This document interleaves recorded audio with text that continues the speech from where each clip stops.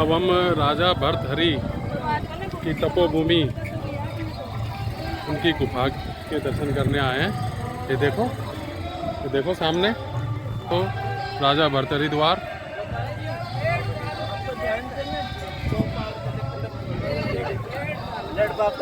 ओ ओ ओ ओ सुंदर सुंदर भजन चल रहे हैं राजा भर्तहरि के। दादी को देखो, दादी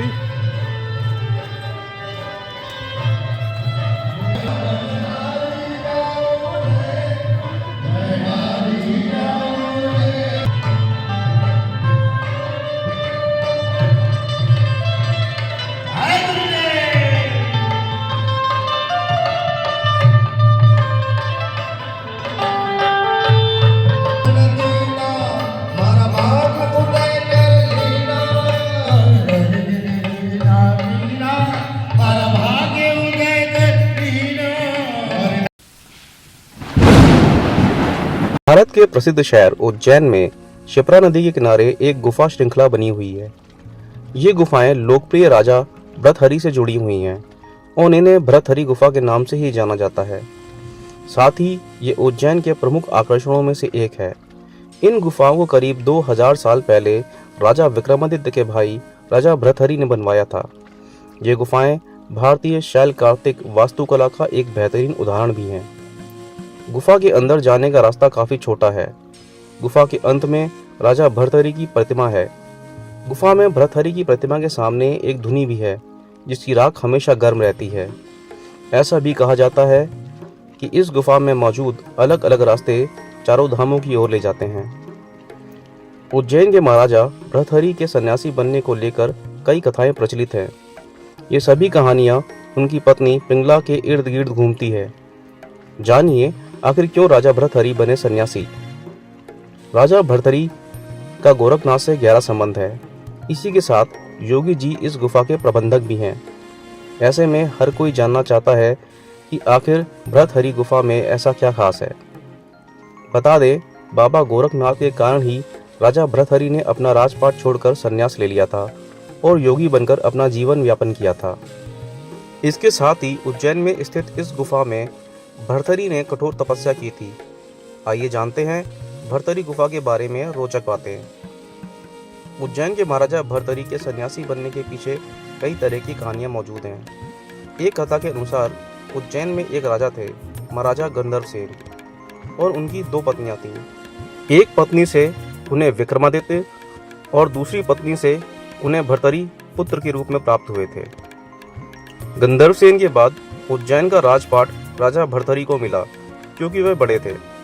राजा भर्तहरि की 2 पत्नियां थीं, लेकिन उन्होंने तीसरा विवाह किया और उनकी पत्नी का नाम था पिंगला। कहा जाता है कि पिंगला बहुत सुंदर थी और उसकी सुंदरता को देखकर भर्तहरि राजकाज के कामों को भी अनदेखा कर देते थे और अपनी पत्नी को रिझाने की हर कोशिश करते थे। कहा जाता है पिंगला कोतवाल से प्यार करती थी। एक बार की बात है, उज्जैन में उस समय तपस्वी गुरु गोरखनाथ आए।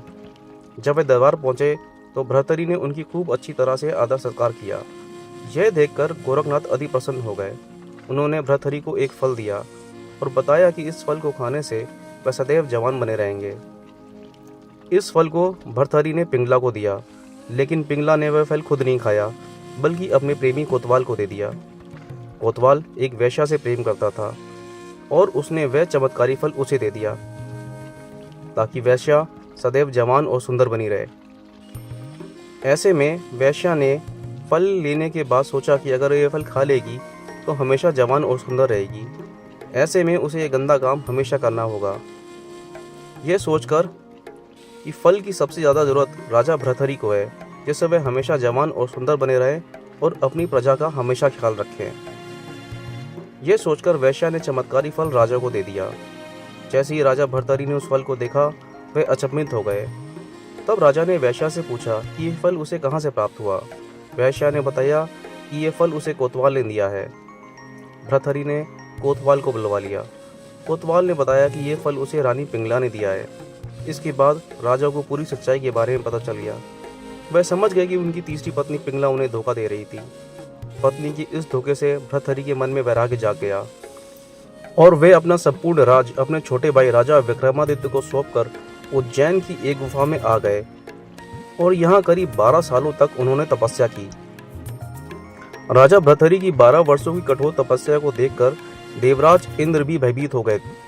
इंद्र ने सोचा भर्तहरि वरदान पाकर स्वर्ग पर आक्रमण करेंगे। इस कारण उन्होंने तपस्या भंग करने के लिए भर्तहरि पर एक विशाल पत्थर गिरा दिया। तपस्या में बैठे भर्तहरि ने उस पत्थर को एक हाथ से रोक लिया और तपस्या में बैठे रहे। इसी कारण गुफा में भर्तहरि के पंजे के निशान आज भी मौजूद हैं, जो उनकी प्रतिमा के ऊपर वाले पत्थर पर दिखाई देते हैं। गुफा के अंदर जाने का रास्ता काफी छोटा है। गुफा की शुरुआत में ही एक छोटी सी गुफा है। ये गोपी चंद की मानी जाती है, जो राजा भर्तहरि का भतीजा था। इसके साथ ही गुफा के अंत में राजा भर्तहरि की प्रतिमा है। इसके अलावा इस गुफा में एक और गुफा का रास्ता है। इसके बारे में कहा जाता है कि यहाँ से चारों धामों का रास्ता है। गुफा में भर्तहरि प्रतिमा के सामने एक धुनी भी है, जिसकी राख हमेशा गर्म ही रहती है।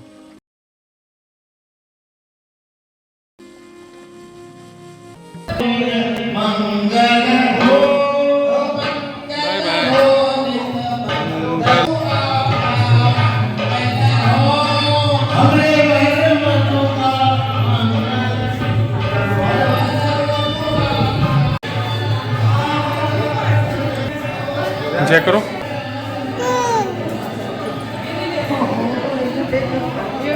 जय करो। जय करो। जय। हाँ, राजा भर्तहरि ने सब कुछ राजपाट छोड़ के इस गुफा के अंदर अपना ध्यान लगाया था।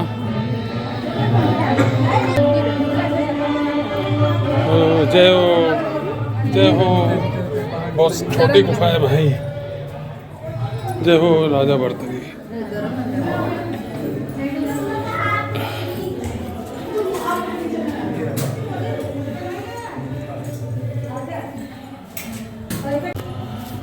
जय करो माँ काली के। जय हो।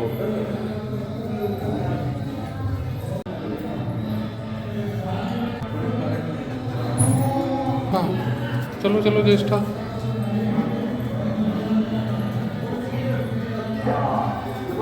ये हमारी ज्येष्ठा के बराबर गुफा है।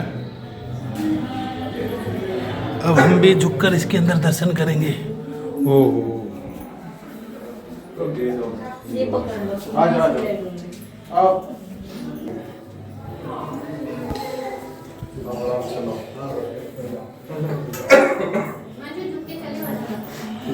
ये जमीन के अंदर राजा भर्तहरि जी ने तब किया था। बड़ी सकड़ी और आने जाने का रास्ता सिर्फ एक ही है। जब भीड़ होती होगी तो पता नहीं कैसे होता है। ये आप देख सकते हो राजा भर्तहरि जी का समाधि, ये मतलब तपोस्थल। सामने उनका धूणा है। लाइट की व्यवस्था कम है।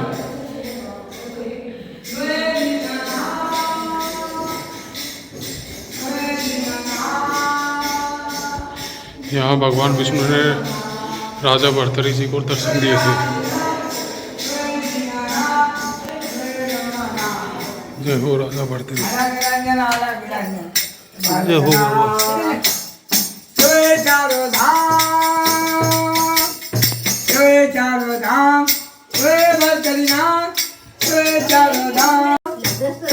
यहाँ से 4 धाम का भी रास्ता जाता है, लेकिन वो द्वार बंद कर रखा। आप देख सकते हो बिल्कुल गुफा जैसा रास्ता है। तो यहाँ से दर्शन हमने कर लिए राजा भर्तहरि जी के गुफा के, और अब हम रामघाट जाएंगे, जहाँ हर 12 वर्ष के अंदर जो कुंभ का मेला लगता है वहाँ के दर्शन करेंगे।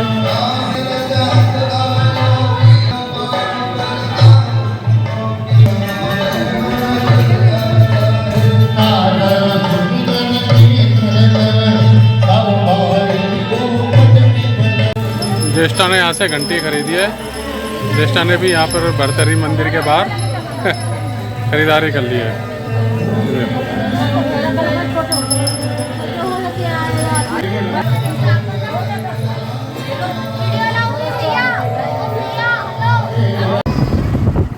राजा भर्तृहरि जी के तपोस्थली गुफा के दर्शन करने के पश्चात अब हम रामघाट चलेंगे, जहाँ पर 12 वर्षों में एक बार कुंभ लगता है।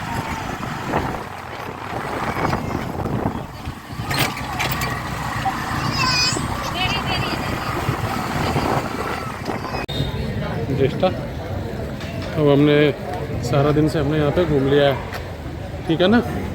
बोल ठीक है। अब हम जा रहे हैं रामघाट। रामघाट चलेगी ना, जहाँ पे कुंभ का मेला लगता है ना? इतनी दादी सब आगे आगे जा रही है, बुआ है। ये देख दुकानें लग रही है, अच्छी अच्छी दुकानें। कुछ खाना है क्या ज्येष्ठा? यहाँ पता है यहाँ क्या पे है? यहाँ क्या है? यहाँ पे 12 साल के अंदर एक बार है ना कुंभ का मेला लगता है। नहीं पता? पता है। यस। और बाकी जब तू बड़ी हो जाएगी ना, जब वीडियो देखेगी ना, जब पता लग जाएगा कि मैं यहाँ पे आई थी, है ना? हाँ है मेरी समझदार बाबू। जय जय।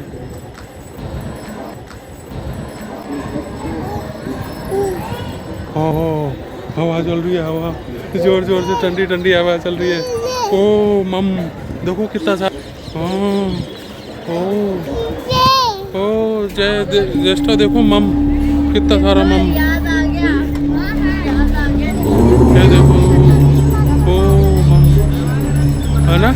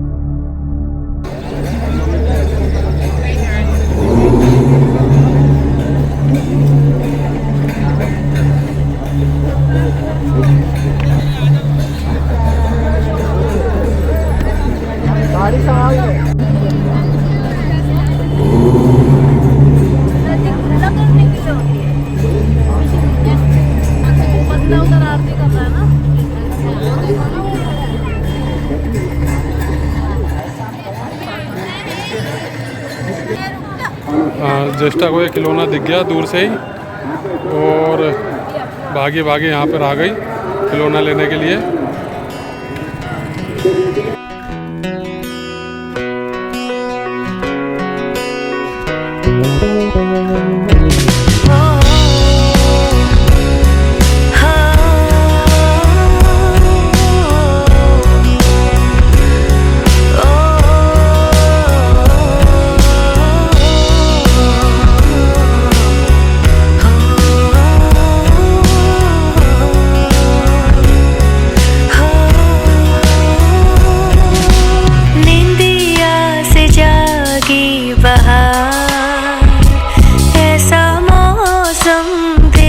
पहली बार निंदिया से जागी बहार, ऐसा मौसम देखा पहली बार, कोयल कूके कूके। हमने रामघाट गंगा के दर्शन करने के पश्चात वापसी उज्जैन के जो महाकाल का मंदिर है वहाँ की आरती देखेंगे, वहाँ के लिए प्रस्थान करेंगे। तो यहाँ से थोड़ी सी दूर में पैदल का रास्ता है, ठीक है? ये मैं रामघाट एक बार और आपको दिखा देता हूँ। अब थोड़ी देर बाद आरती स्थल आ जाएगा, और यहाँ की आरती देखने के पश्चात हमारी जो यात्रा है यहाँ की सफल हो जाएगी, पूरी हो जाएगी। फिर कल के लिए हम इंदौर के लिए सुबह प्रस्थान करेंगे। वो अभी टाइम जाकर डिसाइड कर लेंगे होटल में कि हमें कितने बजे सुबह यहाँ से निकलना है, क्योंकि ये कम से कम 1.5-2 घंटे का रास्ता है।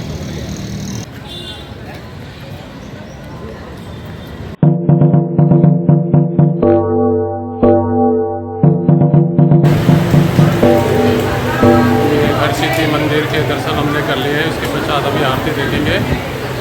जय श्री हरसिद्धि माँ। बड़ी जल्दी के अंदर ही हमने ये दर्शन करें। वो उन्हें देख सकते हो, ये अभी आरती का समय होगा। आप इस पर देख सकते हो कि ये दीपक जलाए जा रहे हैं हरसिद्धि मंदिर के, जो ऊपर आप आदमी देख सकते हो खड़े हुए, और इनमें जोत और बाती शायद ये लगा रहे हैं। थोड़ी देर के अंदर ये देखो, जब आरती होगी तो ये जगमग उठेगा और बहुत ही खूबसूरत और मनोरम दृश्य यहाँ का देखने वाला होगा। ये सामने माँ जय माँ हरसिद्धि जय हो। ये थोड़ी देर के अंदर जब आरती का समय हो जाएगा तो देखना आप कितना सुंदर और भव्य लगेगा ये। जय माँ हरसिद्धि।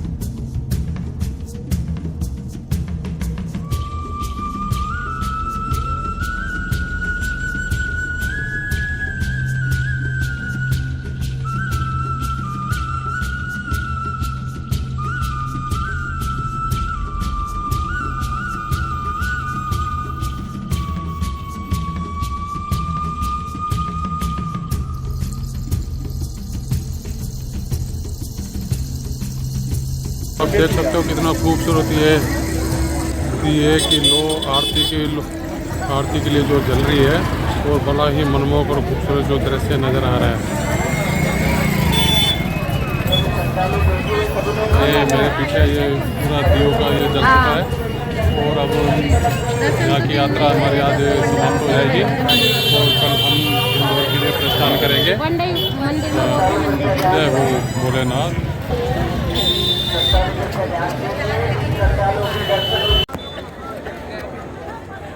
ये अब हम जिस कॉरिडोर के अंदर हम जा रहे हैं, ये राजा वीर विक्रमादित्य के जो सिंहासन था, और जिनकी 32 पुतलियाँ थी सिंहासन में, और एक एक पुतलियों की अलग अलग कहानियाँ फन में और फिल्मों में ज़रूर देखी है, और उस सिंहासन को देखने के लिए अब हम जा रहे हैं।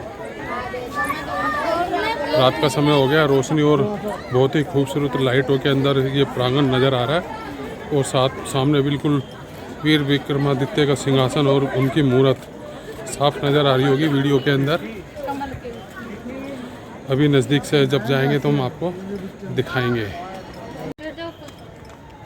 छोड़ रहे हैं।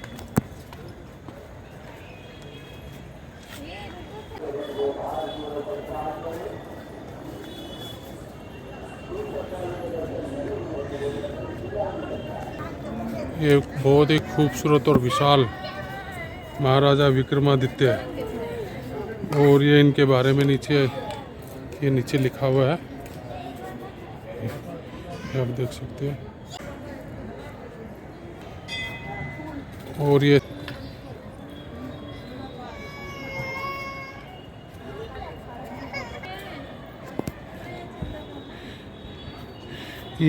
विक्रमादित्य के नवरत्न, इनकी भी प्रतिमा बहुत ही विशाल और बहुत अच्छी और खूबसूरत तरीके से बनी हुई है, ये आप देख सकते हैं।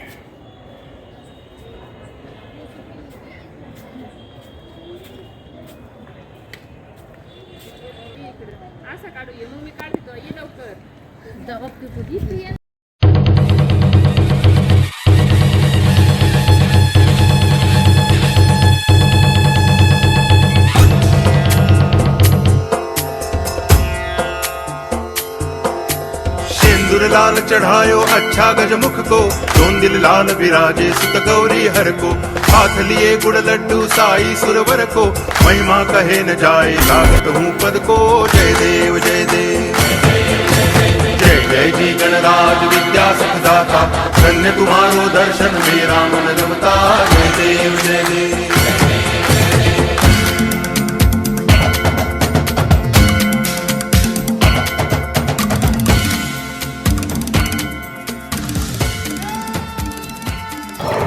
हमने यहाँ उज्जैन में बड़ा गणेश मंदिर भी देख लिया है और काफ़ी विशाल मूर्ति और रात का दृश्य बहुत ही मनोरम और खूबसूरत दृश्य है। देखिए मंदिर का ये बाजार।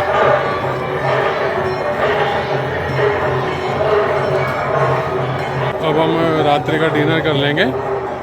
डिनर करने के पश्चात थोड़ा सा घूम लेंगे और उसके बाद जो हमारा गेस्ट हाउस है वहाँ के लिए प्रस्थान करेंगे। ये हमारी आज की यात्रा समाप्त हो जाएगी। हर हर महादेव। आज की उज्जैन यात्रा के काफ़ी थकावट हो गई और काफ़ी कुछ हमने देख लिया है, जितना मतलब ज़रूरत से ज़्यादा। और काफ़ी कुछ हम तो पहली बार आए हैं, तो पहली बार ही हमारे को देखने का मौका मिला है और बहुत ही अच्छा लगा। और भविष्य में अगर कभी मौका मिलेगा, चांस मिलेगा तो दोबारा बाबा भोलेनाथ के दर्शन करने के लिए आएंगे। ये थकावट हमारे लिए कुछ भी नहीं है बाबा के दर्शन के आगे। और ज्येष्ठा को भी हमने ज्येष्ठा को हमने क्या, ज्येष्ठा ने हमें दर्शन करा दिया। हमको किसी का भाग होता है, नहीं तो आज तक हम कभी बाबा के दर्शन करने के लिए नहीं आ पाया मैं। हर हर महादेव। ये निराला फैमिली रेस्टोरेंट के अंदर हम डिनर करेंगे और उसके पश्चात रेस्टोरेंट अपने जो गेस्ट हाउस है उसके लिए रवानगी।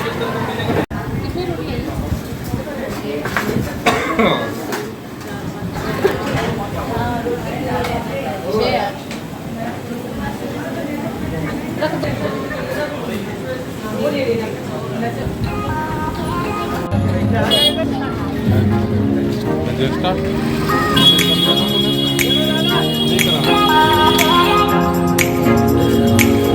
भोजन करने के बाद ये गर्मा गाय का दूध। ज्येष्ठा दूध पिएगी ना? आ जाओ, ले लो।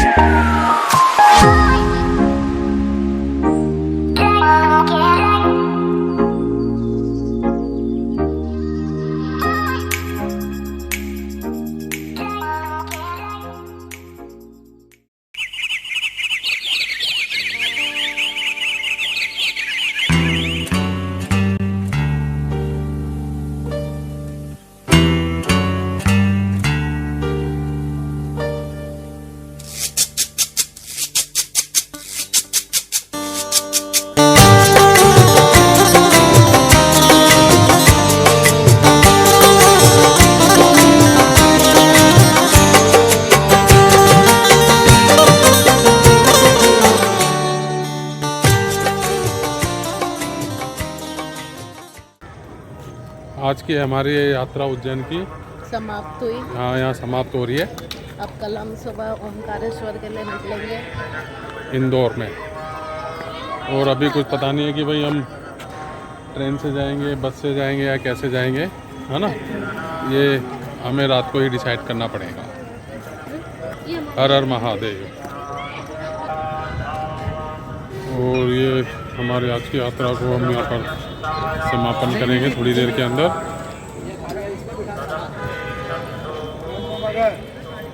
आज की यात्रा को हम ये समाप्त करते हैं और कल की न्यू जर्नी के लिए हम तैयार हैं। गेस्ट हाउस के लिए हमने वो बैटरी रिक्शा कर लिया है और इसी के साथ अब आज की यात्रा हमारी सफल हुई। अब हम अपने गेस्ट हाउस की तरफ बैटरी रिक्शा के अंदर जाकर थोड़ा आराम करेंगे और नहाएंगे और सुबह के लिए रात्रि का विश्राम भी करेंगे। Bye bye.